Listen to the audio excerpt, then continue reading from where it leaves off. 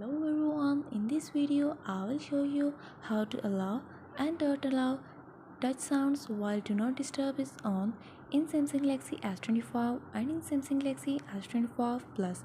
Before starting this video, please subscribe for more videos and watch complete video.